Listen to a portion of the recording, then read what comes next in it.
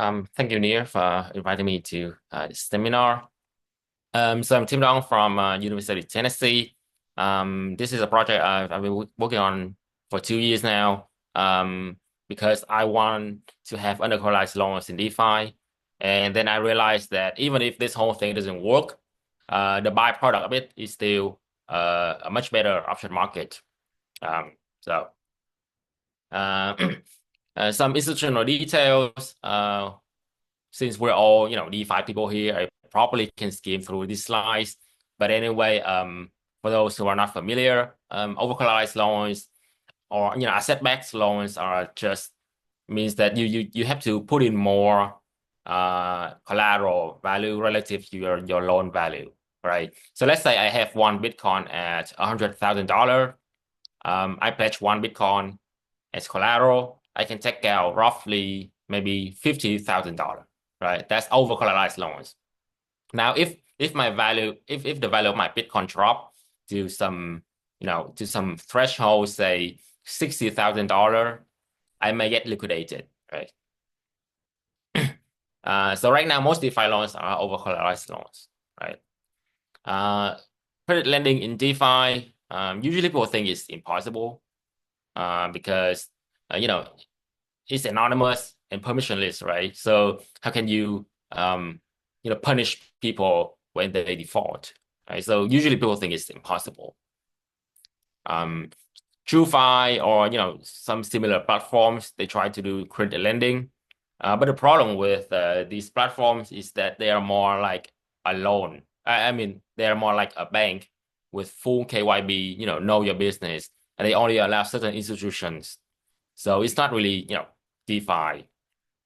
All DeFi loans are over-collateralized loans. The collateral to loan ratio usually range from 200% to 500%. You may see the this ratio in inverse form, and they call it LTV or loan to value ratio, but pretty much the same thing. So because of this, one criticism of DeFi is that it does not provide liquidity, right? If I want to borrow something, I have to put in a lot more as collateral. The industry is trying to reduce the ratio, but usually they want to keep it over collateralized loans, and the liquidation threshold, the penalty for being liquidated is pretty harsh. Okay, so all this leads me to my research question. Well, is it possible to have anonymous and permissionless undercollateralized loans in DeFi, right? Just a side note, whether it's on blockchain is irrelevant. But if you put it on a blockchain, you get the benefit of being trust minimized. So motivation, why do we want this, right? Well, blockchain started. Can I ask a question? Yes. So go one slide back. Uh, So can you clarify what do you mean anonymous? Because I think there is two different levels that I can see it. There is a level that it's more like in terms of privacy issues, that you borrow someone money, you don't know who is this guy, but you have kind of some information about his reputation that make you trust this anonymous person, but you don't know who he is, but you know his reputation. Or you speaking about fully anonymous nature, that you don't know any clue about who you borrow, lend money, and then it's it's a little bit more complex in some sense. Yeah, I probably should change it to pseudonymous. Anonymity here is comparable to that of Bitcoin. So I may not know you, but I can track your transactions. Yeah. So yeah, it's probably should be pseudonymous, not anonymous. Okay. Yeah. Sounds good. Perfect. Thanks. Mm-hmm. So motivation, why would we want this? If you trace back to the root of Bitcoin and blockchain, the whole thing started because of, a bunch of cypherpunks, right? And they cared about financial privacy, well, or privacy in general. Um, and I think we should because, more centralized credit information means more extreme consequences when data breaches occur, right? And the current financial system is not efficient and inclusive enough, right? The more information you have on the borrowers, the more chance the lender can be, the more chance the lenders can discriminate, amongst the borrowers. And we do have a quite a large literature body that shows there exists discriminatory lending. So DeFi can help, right? But it only offers over collateralized lending. So literature, what has been done? Now, early research regarding anonymous in the credit market was done by cryptographers, but it's only semi-anonymous.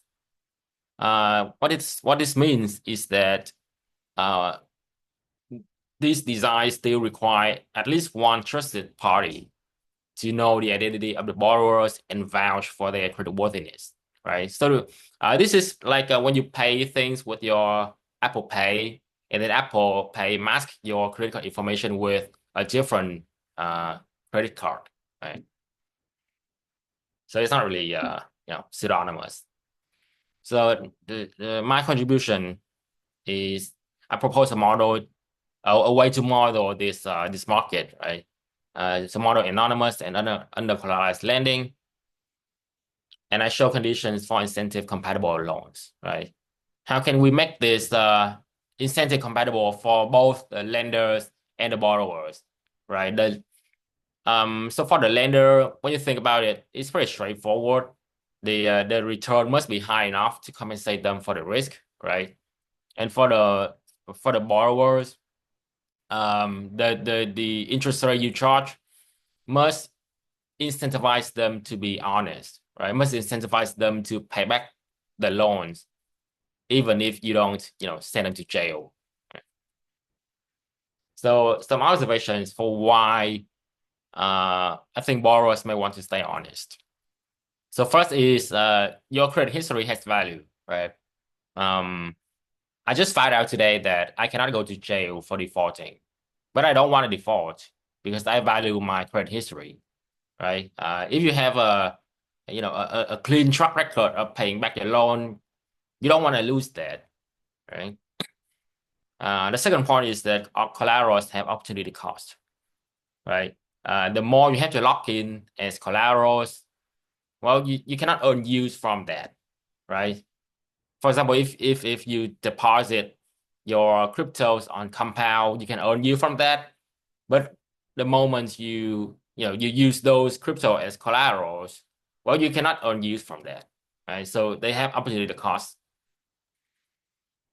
And I mean, even if you are, a hardcore, Bitcoin maxi who just want to hold your Bitcoin in cold storage, well, um, pledging your Bitcoin as collaterals means that you may lose it, right? So that's still an opportunity cost to you. So collateral loans are exposed to liquidation risk, and this risk is very severe in DeFi, right? Can I ask, Especially because yes, can I ask a question just to clarify? So basically, the main kind of challenge with under collateral loans is that by definition, you get more money than the money that you're going to put as collateral. So there is incentive to do a one-shot defect, yes, run yes, out with the money because you're going to have a direct profit right away. So yes, what you're saying is that if you're going to generate a mechanism that you're going to think about the long term implications. So the credit history is more about that, okay, you can defect now, but if you defect now, you block yourself to future credit opportunities. This, Yes. Yeah. So that's why we need to put in some restriction. So the restriction here is very simple.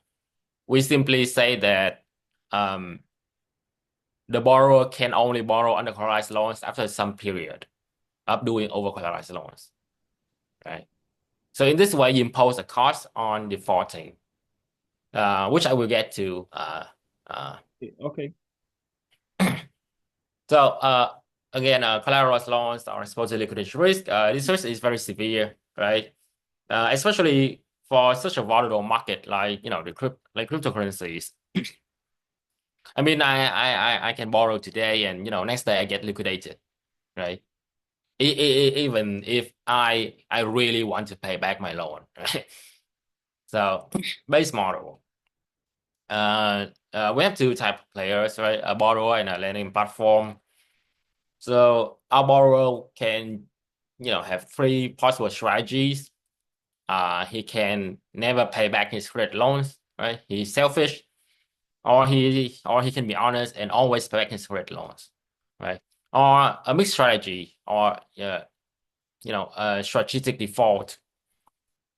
Our borrower may choose to pay back only if the collateral's value is larger than principal plus interest, right? Because when you pay back your loan, you essentially buy back your collateral, right? So without any proof, you can already see that the third strategy should be the best, right? Without any other condition, right? Because well, it's strategic, it should be the best. But now we have a new lending platform, right? Now, this lending platform will offers over-collateralized lending, like usual, right, to new users. And we define new users as someone who have been borrowing for some tail years or tail period, right? Now, after some tail period, the users can take under-collateralized loans with no early liquidation. So there's still a due date when the borrowers have to pay back. However, before the due date, the borrowers will not be liquidated. So, that's still an improvement over existing platforms. Now, if the user or the borrower default, right, he or she becomes new user again, because, I assume that the user will just create another account and start the whole thing over again, right? So, some assumptions. After borrowing, right, regardless of the source of fund, whether it's credit or secure loans, the user can use the fund to generate some return yield, right? Now note that we don't know this return yield, right? It's unobservable. That's why I put it. Well, that's why I use the letter U, right? U stands for unobservable. Because this return yield depends on the borrower, and the lender cannot know the borrower's return. Now the everyone applies the discount rate I on every cash flow, right? That's pretty standard. If the user or the borrower hold on to their crypto, they can earn a yield Y. Right? This is the up-to-date cost of your collateral, right? The market is frictionless, which means that we can buy and sell without cost, and we have infinite liquidity. Returns are IID. This is pretty much the only assumption we need for the for asset price returns. Overcollateralized loans are risk-free. This you can certainly do away with this assumption. This is just a simplified assumption. If I increase the cost of overcollateralized loans, it would just make it would just make the result stronger, which means that it will make it will incentivize honest condition more. So Borrowers need to borrow some P unit of capital every period. Um, you can certainly put P as one. I just like to put P to make it, more general. Borrowers can always pay back loans if they want to. Later on, I will relax the assumption. Um, but this assumption essentially says that, the borrowers always have the money to pay back. And if they default, they only default because, they are selfish. Uh, can I ask a few questions? Yes. Um, so first, the assumption of frictionless market. Um, can you say something about it? Because I don't know if it's realistic to the DeFi space. Also about returned IID. It's also something that I little bit struggle to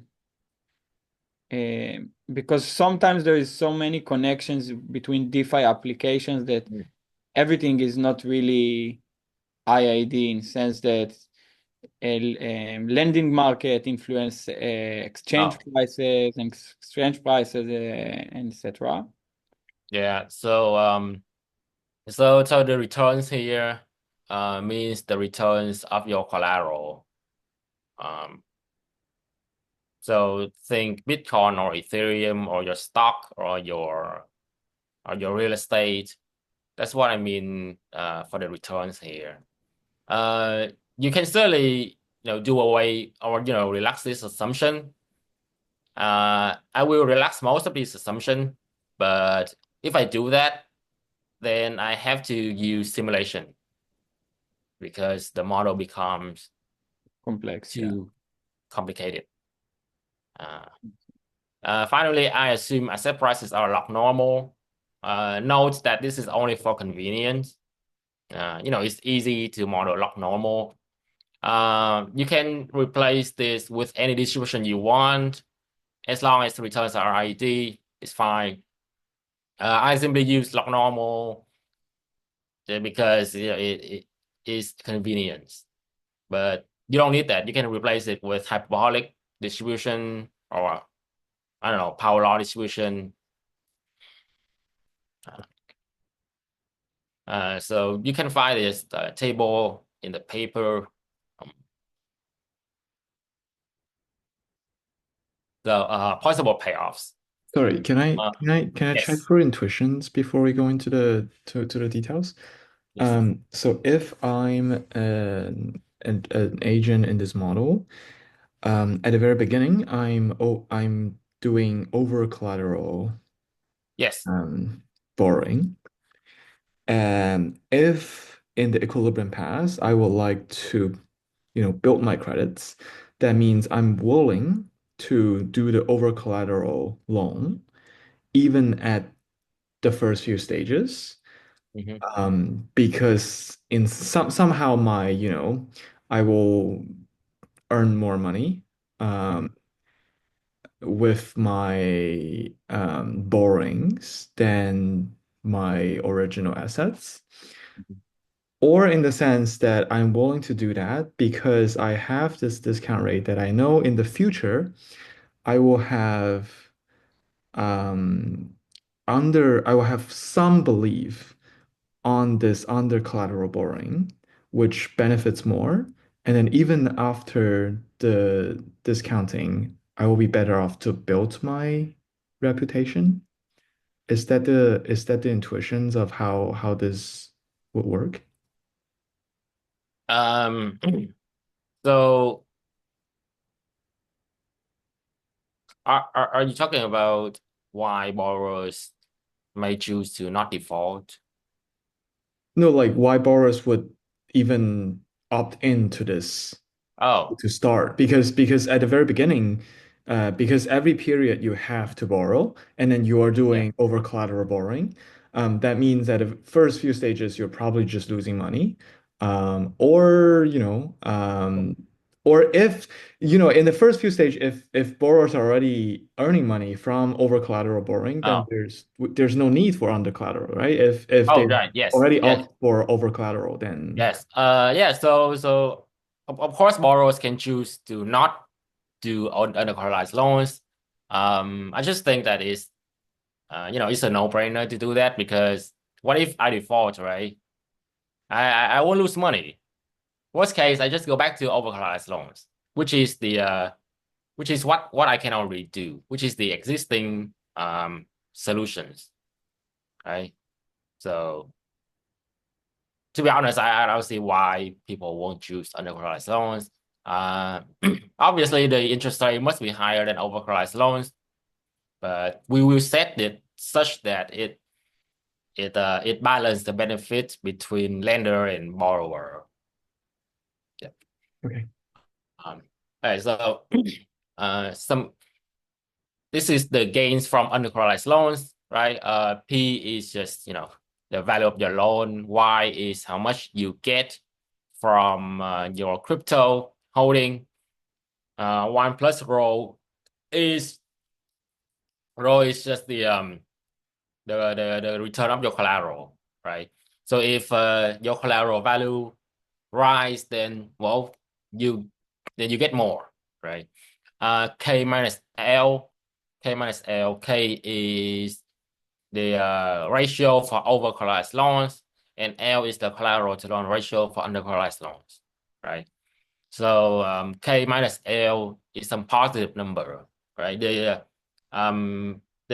more you have to put in collateral for your over collateralized loans, the more the more advantages you get from your under collateralized loans, right? So if I have to put in 5 times as much value for over collateralized loans, and I only have to put in 1 time as much value for my under collateralized loans, the difference is 4, right? It's a factor of 4. So the higher is K and the lower is L, the larger is your is the gain you get from undercollateralized loans. Now, if I pay back on my undercollateralized loans, well, of course, first I get G, right? I get the gains from undercollateralized loans. And I get my return yield, right? I minus the cost of undercollateralized loans, or is the interest rate for undercollateralized loans, and and I get back my collateral, right? My collateral is L times the return from my collateral. If I default, well, it's undercollateralized loans, so I still get G, right? I still get a gain from undercollateralized loans. I still get my return yield, but I don't have to pay the interest rate on the loan, right? However, I will lose my collateral, right? I will lose the L times P collateral. So if I put in 1 Bitcoin and I take out $100,000, and then I default it, I will just lose my 1 Bitcoin. For over collateralized loans, I assume that borrowers will not default on this, and so it's very straightforward. It's just what I get minus what I have to pay. C is the cost for over collateralized loans, right? So this is all the possible payoffs. uh, these are the this is the visualization for possible paths that our borrowers can take, right? If we start at the point when our borrower can do under collateralized loans, now the borrower can choose to be honest or selfish, right? If our borrower chooses to be selfish, which means defaulting, in the next period, he or she can only borrow over collateralized loans, right? Recall that B stands for the payoff from over collateralized loans, right? Now, here we require 2 period up to we overcollateralized loans, right? So after 2 period up to we overcollateralized loans, our borrower can again have the option to be honest or selfish, right? Here, our borrower choose to be can choose to do undercollateralized loans again.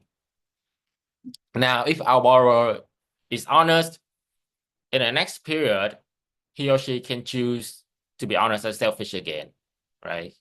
So if you're honest, in the next period, you keep your option. You keep your option to borrow undercollateralized loans. Right. So when you think about it, being honest is like, keeping your option value, right? So I say option a lot. So you may think, oh, this looks like something you can use Black-Scholes model, right? And in fact, that's what I did. I try to use Black-Scholes to value this. Turns out that Black-Scholes will underestimate the interest rate you can charge because Black-Scholes doesn't have this tau requirement, right? So just I want to jump in to ask something. So basically, the idea is that when you decide to be dishonest or as in this chart, basically the idea is that you have 2 rounds of that you are kicked out of the market. So I think the assumption here is that you have a blockchain or not blockchain. You have a market that control people access to the market, which is mean that it's not like a regular blockchain when anyone can open 20,000 wallets and do a CBIL account, which mean that you can manipulate the market and okay, I can defect and then open a new wallet address and again take another collateral and defect. So I think it's important to mention that it's required a specific blockchain network that as kind of know your customer or more even have a control of how many wallets a user can open. Well, actually, users can do that. I thought about this too. The user can do that. It's it's it's kind of like instead of taking many small loans, you take one big loans. Pretty much the same thing. Notes that um the amount of loan the user can take is limited by P. Okay.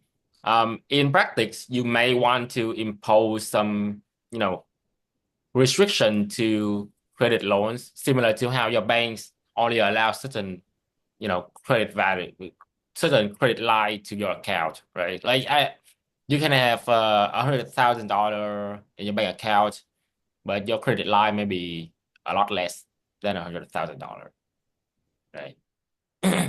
Yeah, but Um, I still think that in some sense, in order to make it be realistic, even that the small loans can be counted as a big loan, right. So as a yeah. market So actor, it must be that there is a way to enforce this kind of restriction that if you are dishonest, it's kick you out of the market. And I right. think So the, the, so the so if you are one person and you create many wallets, it's the same as you just do it with one big account.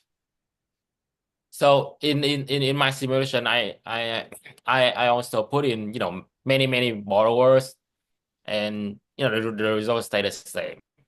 So because when you think about it, is that if I am one person and I control many accounts, right?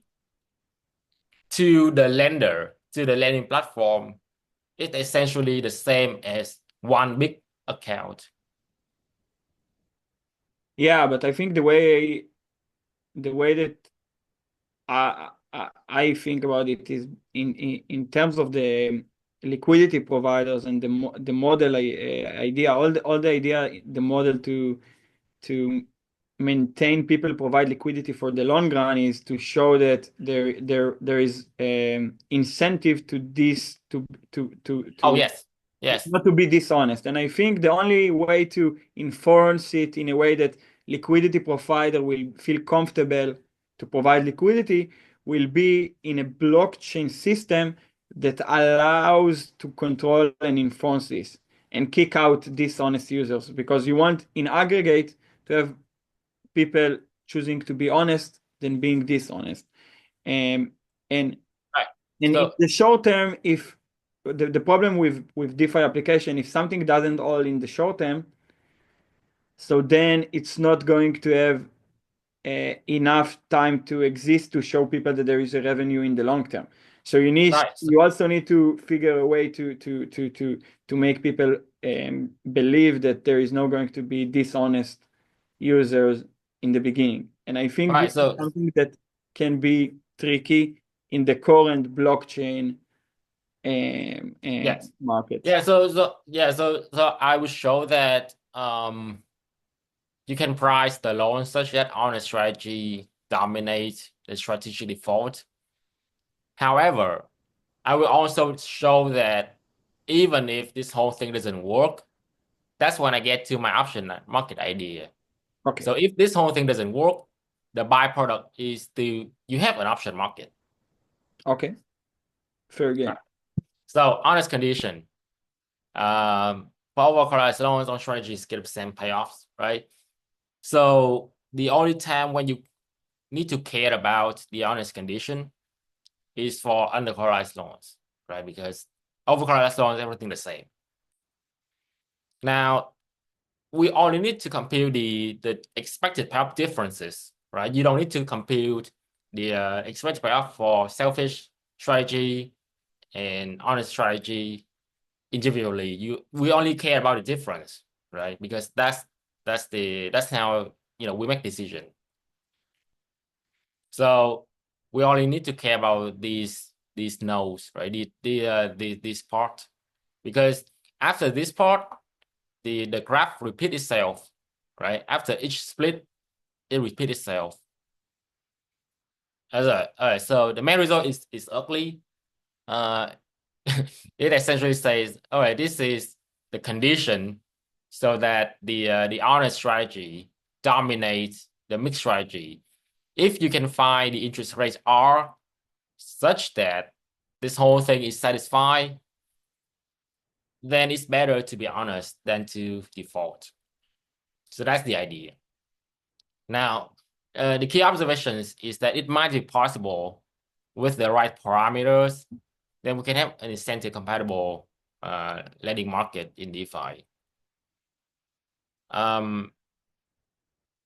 The honest incentive compatible credit rates does not depend on borrower's return, which is unobservable, right? This is great because if the solution depends on something that is unobserved, then we have identification problem, right? Now, higher tau, which is like the longer you require your borrowers to show their credit worthiness, the higher the cost to default, right? Because if I say that you need to borrow overcollateralized loans for 10 years before I let you do undercollateralized loans. That's quite a long time, right? So it is a very high cost to build credit. So it leads to higher advantage, to be honest. But only at a diminishing rate. So you can't just increase tau to infinity. Right? Well, but know that right now DeFi tau is essentially infinity, right? Because I can borrow forever on compound and I still cannot do undercollateralized loans. Higher collateral asset return is linearly and possibly correlated with higher credit rate. What this says is that the higher quality collateral asset incentivize borrowers to pay back, to be honest, right? It makes sense, right? Because if you require me to put in my precious Bitcoin as collateral, well, I will wanna buy it back, right? Or maybe if if you're married and I ask you to put in your wedding ring as collateral, you will want to buy it back at pretty much any price, right? So some extension and simulation. I use Kaka framework, which is used in ThorChain. The reason why I like this is first because it's applied in production, right? And also because ThorChain is doing something similar to what I'm doing here, where they can give out loan without liquidation. The problem with ThorChain is that they don't have the positive tau period. Their tau period is 0. You can always take out loans on ThorChain, and I think this is very risky. Um, you should not do this without positive tau period. But this is the tool they use, though I use it too. I validate my result and extend to more complex scenarios. So the complex scenarios that I want to talk about here is moral hazard, right? Now borrowers may invest differently depending on the type of loans they got, right? If I got undercollateralized loans, I may invest more recklessly, right? Because I know that I can default. I just don't care. I just YOLO it, right? So the problem with moral hazard is that it causes the unobservable moral return yield to appear in our solution. So that's why we need simulation here, because can't do math if something is unobserved.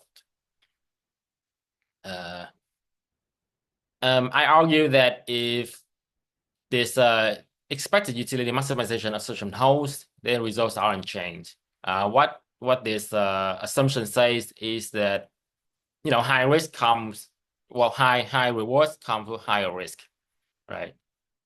If I decide to YOLO in some very risky investment, I also face higher risk. If this assumption holds, then the results are pretty much unchanged. So these are the results. First, I validate my theoretical results. Note that here I use SPY as the underlying asset. Why I didn't use crypto? Because crypto is, even for Bitcoin, it's still only 16 years, right? And I want something that is more, long term. I suspect that in the long run, crypto returns should converge to that of SPY, right? So that's why I use SPY here. So you can see that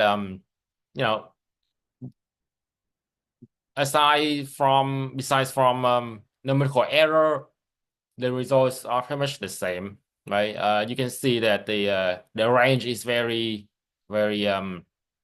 narrow, right? Only from 0.1 to 0.11. Some comparative statics. So the interest rate you can charge on your undercollateralized loans grow with your with the quality of the collateral. It also grow with the yield I can get from my collateral, right? If my collateral pay me a lot of yield, I don't want to lose it, right? It's not very correlated with yield, which is what we want, right? Here you see that is it grows with tau, right? Like the longer you require borrowers to show their credit worthiness, the higher the interest rate you can charge on the credit loans, because it incentivizes them to be more honest. But you cannot just increase tau forever, because after some value, it pretty much flat. This is where the model may break down. I recall that I is the discount rate. So high discount rate means that your borrowers are more impatient, right? They are more myopic. They care more about the short-term return now and not the long-run return, right? Now, if your borrower don't care about long-term expected profit, the whole thing doesn't work because they just want the money now, right? C is the cost of your overcollateralized loans. So of course, if the cost of overcollateralized loans is higher, right, then you want to keep the option to do undercollateralized loans. So this is the simulation for model hazard. I did a lot of simulation here, and you see that the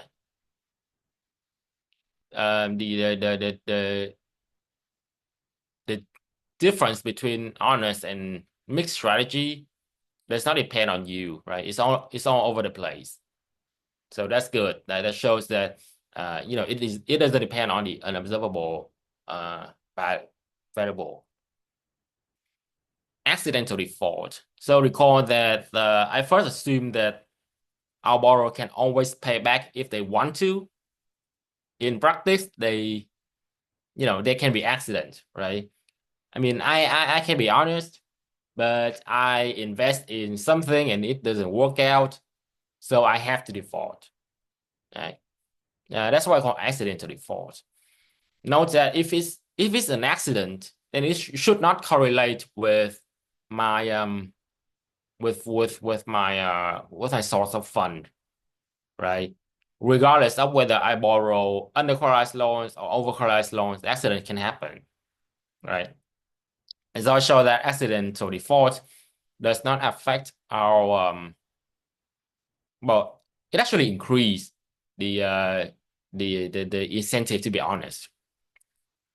All right. Now I get to the part where, what if this whole thing fails, right? The model fails if people are myopic, right? They don't care about long-term expected profit, right? They just want the money ASAP, and they will just, engage in strategic default. Well, what would happen? That's an option market. That is exactly an option market. So let's go through an example, right? Option is a loan. Let's say Bob locks one Bitcoin as collateral for 1 week. Alice lends $100,000 to Bob, also for 1 week, right? After 1 week, now if Bob doesn't send Alice back her money, then Bob's one Bitcoin ownership is transferred to Alice, right? Here it's very simple, right? Bob simply used a time lock on his Bitcoin, right? So you can also require the interest part to be paid upfront. This is similar to a loan origination fee, right? So for Alice, it's the same thing as if Alice sold a put option to Bob with a strike price at 100K and the maturity of 1 week. To Bob, it's like he bought a call option from Alice with a strike price at 100K and maturity of 1 week, right? Now, if you flip the role of Bitcoin and stablecoin, right? Now you can long a put and short a call. And that's the whole option market, right? You can buy and sell a call option, and you can buy a sell and sell a put option. That's everything you need for an option market, right? No oracles needed, right? Why? Because Bob is the oracle, right? The fate of the option seller is entirely in the hand of the buyer, right? There's no oracle needed, right? Bob is the oracle, because everyone may have their own value for the underlying asset, right? I mean, if Bob trusts Coinbase or if Bob trusts me, right, I can be the oracle. But the point is, you don't need to explicitly designate an oracle because the buyer, the option buyer, is the oracle. You don't need fixed lot size or predetermined strike price and maturity. As long as someone is willing to take the other side, then you have a contract. Right?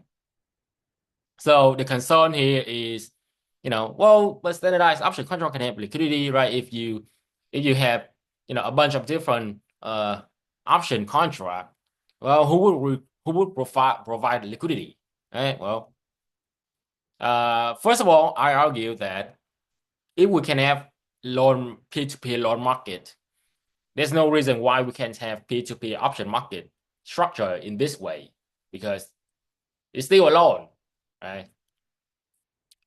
However, you can also look at this from a market maker's perspective, right? Now, normal, buy operation, Alice can give the market maker $100,000 and receive 1 Bitcoin, right? That's normal. Now, Alice give the market maker $100,000 for 1 week, right? The market maker has the option to give Alice back her money or give her 1 Bitcoin, right? Now, I believe that this option should help the market maker to manage their inventory easier, which is the main risk to being a market maker, right? When you are a market maker, you care most about managing your inventory, right? You don't want too much stable coins and too little crypto, and vice versa, right? You care about inventory, and once you have the option, it should be a lot easier to manage your inventory. So I argue that the byproduct of this idea, even if it doesn't work at all, you still have a better option market, right? Now, if you impose tau 0, the option market is what you get. If your tau is higher than 0, then it's up for debate, right? You can get a lower market, or you can get a somewhat safer option market, because in this new market, the option holder or the borrower may not choose to exercise, even if in traditional option market they may choose to do so. But the point is, you either get a loan market or an option market, which I think either is great. In fact, I may actually prefer the option market because I want to sell Bitcoin put option, right? I'm a Bitcoin bull. I want to buy Bitcoin. I want to earn yield from my order, and I want to sell put option on my Bitcoin.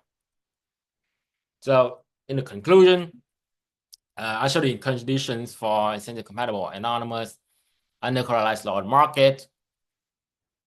I believe that it can be the foundation for peer-to-peer style loan market and also peer-to-peer style option market. Thank you. That's all I got.